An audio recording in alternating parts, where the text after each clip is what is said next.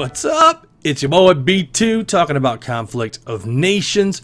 We are going to run day 3 of Algeria. I've never played this country before, but so far I like their start off. I do think I messed up by going to Tunis first, then Rabat, then Libya, because it's just a lot of back and forth. But there was Mother's Day in there, and I was going for the entire takeover of Libya. You remember the last thing we filmed, we were setting our arrows to run all through here, and we got extremely lucky. We didn't get any rogue states that took over stuff. And so now you can see we're getting set up to take over Chad. And for no other reason besides we just want to block off this side right here. I was thinking if Egypt starts to move, we've got a big wall right here. Now, I didn't put any defense up because I've already emailed him on the message and said, hey, bro, I'm not trying to come after you. I just want to establish a border, blah, blah, blah.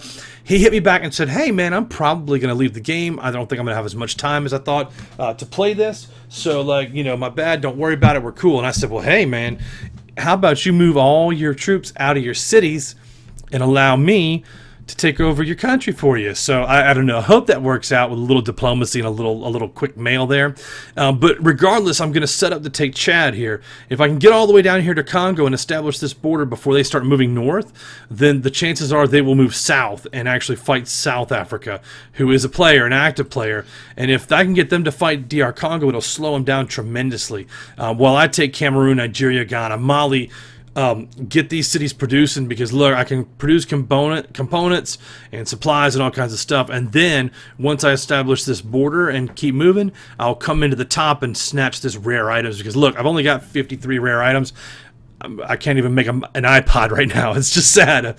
And I did just update my research in my troops, right? Because you're going to rely on your troops heavily in the beginning. So you want them buffed completely out. I was going to try and go tank, but tank needed 2775, and I only had like 1500. So I'm trying to manage my resources. This new update's got me like, whoa, you know what I'm saying? So if I can use my land units, my you know, trying to make the most, right? I know you can only polish a turd. It's still going to be a turd, but the game is what it is. So let me make the most of it. Let me produce ground units and let me move down and over so that I will not miss any other supplies. Because right now I could simply just go in and say, hey, I've got extra components. Let me sell. Oh, wait, there's no sell offers. You know what I mean? There's no offers to sell. I can buy. So I could probably go back in and offer it for like 5. There's no other sales on it. People are looking, they're screaming for components, fuel, the same thing. Or I can go in and sell electronics, which I don't want to do because I only have 2823. You know, I'm not balling out that much yet. So if I really wanted to, I can go in here and do add sell offer. We could put it on widgets, and I'll say, look, I'm going to sell 2,000, but I'm going to sell them at 7 because there's no other sell offers, right? So add sell offer. I mean, people can go in and buy the resources here in the side, but look, I put it up for sale, and it looks like it already traded. No, it's coming back on. Okay, it's not in the top. So that's what that means. If I was to scroll down through here, all offers, then my components order will be way down here. So no one's going to buy it, right?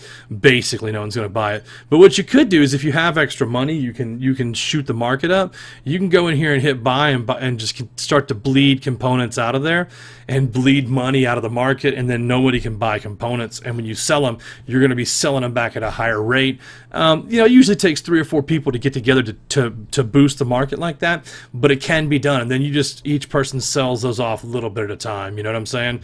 That's the advantage of having some sort of an alliance or whatever you want to call it, right? So as you can see, we're setting up to take Chad next, and I've got my troops lined up on the borders, right? So look at every possible entrance point. I have a troop going here, I have 2 going into there, and I have 2 coming in from this angle up here. If you look, they're actually up here right now. So this guy's not moving, so I can be like, hey man, why don't you come down here and help your broski bro fight down here in Chad later on? But you can see how I start to move them over. And then of course, like, you want your air support, but I can't really, I can only fly my air support right near the border, because if I was to say like, hey man, hey Mr. Plane, I want you to go in here. Oh, no, I don't want war, you know what I mean? So let me just fly my plane right down into here, get the radar to extend over the border, make sure there's no defense right at the border, right? If there was a defense in there, we're gonna arrowhead it and just bust that defense wide open. You know what I'm saying?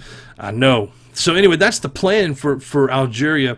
And then in the morning, I'm going to let all my troops bust out on the border there. I could probably actually get away with starting a war on them and just moving my troops in to occupy that first layer of Chad, right? I could probably take this whole top layer right here and then just go in the city with my plane. But I don't want to wake up and them have, for whatever reason, stacked up like 4 tanks over here, and I end up losing some infantry quick. I'd rather just like edge my way in, like probe the defense, see where they're at, because sometimes you will get your hand slapped for putting it in the cookie jar, especially if it's not an AI player. The smarter players will set up traps for your troops, and they'll have a layer of artillery behind your tanks and infantry, and the minute you engage that infantry and tanks over the border, their artillery just shells you to death. You know what I mean? They don't even have to be online for that. The artillery is brutal in this game, the AI, and anything within that circle in the artillery range will absolutely hammer you. So again, I can show you the tech tree for that, right? Because we're just going to learn about it. This artillery right here, garbage. Do not upgrade it past the rocket-assisted projectiles. The AI will do that to you. The AI will run this tree up, and you'll take over a country and end up with like 30 of these ridiculous Toad. This one is getting better, but if you can get down here to the multiple rocket launcher and upgrade this, man, 4 or 5 of those guys are just, they can hammer a front line to shreds, man. I'm a big fan of those. Same way as if you're going to do anti-air in the game, you want to raise these and these, but really this THAAD down here, the theater defense system, is I mean, you put one of those in a city or 2 of those in a city, and they're not throwing rockets at you for sure. You want to upgrade those all the way, though, to make them extremely effective. So there's different schools of thought. Some people go hardcore research infantry and then pop the airborne here. These airborne can take over provinces. Basically, what I do is get 3 or 4 airborne units and just move my big tank and motorized right into the city, and then engage them in the city so they can't get out, like they're just engaged in combat, and then flip my airborne through an entire country in, like, I mean, 3 or 4 hours. If you're active on a weekend, you can just boom, boom, boom, and hop like little. They're ready to go, man. Chances are they'll be taken over by rogues, but at that point you'll have taken those resources away from the other country. Like this, they'll stop getting $146 a day and 23 of these guys, the manpower right here, and it doesn't seem like that would add up to be a whole lot, but honestly, you take from a small country like that, you take 10, 12, 15 provinces like that, you're crippling their economy. They're not getting these dollar amounts. This 907 an hour, it goes down to like 300. And then it takes you every 3 hours you can start an infantry, because you need 1,000 to start an infantry, right? Or something along those lines. Let me look before I tell you a lie. So if I go in here and look at infantry, it's 1,300, but it takes you 1,000 manpower. So if you're snatching all that manpower and all that money away from a country and leaving them with nothing but a capital, you know, nothing but one city, like, it's extremely hard for them. Once you get through their first defense, boom, you're on top of it, man. So anyway, I'm going to go ahead and close here for the day on this day 3 of Algeria, but things are going as planned. We are moving up this leaderboard. We're number 5 at 11 cities and 131. So hope you guys have enjoyed the update. If you have questions about this, man, please hit me up in the comment section. I'm willing to answer what I can, but I know for a fact, like Undead Spider, probably Saracen, a few other guys who might be watching the videos will read the comments, and they're way smarter than me at the game, and you can get some interaction going there with those guys. Like, how do you get population to grow? How, you know, those sort of questions. So anyway, I hope you guys are doing well. Thanks for watching the video, and I'll see you. Peace.